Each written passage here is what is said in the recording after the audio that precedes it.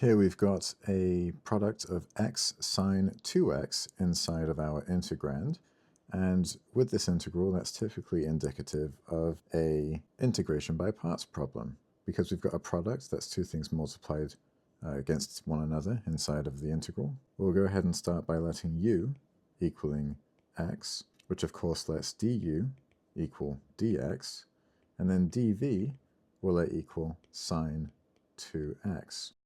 Now, you'll notice that we've got a 2x inside of the sine function rather than just an x, and that means when we integrate it, we have to do something about that.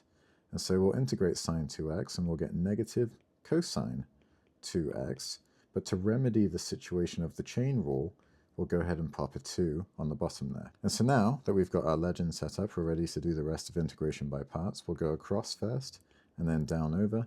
So going across first, we'll have negative x cosine 2x over 2, that's just multiplying x and all this, and then we'll go down and across and we'll say minus, but because we've got a minus here in front of cosine, that's going to change it to positive.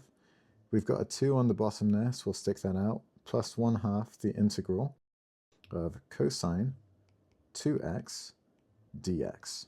All we have left to do is to integrate this here, so we'll rewrite the first part, negative x cosine 2x over 2 plus 1/2 times the integral of cosine 2x, which is sine 2x over 2. Again, we have to add this 2 to remedy the chain rule.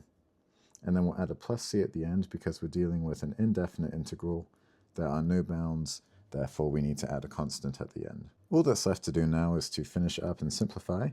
So we'll do negative x cosine 2x over 2 plus sine 2x over 4 plus c. And that is the solution to the integral of x sine 2x. If you have any questions or if you've got any other calculus or physics problems you'd like me to tackle, leave them in the comments below. I hope that you found this helpful.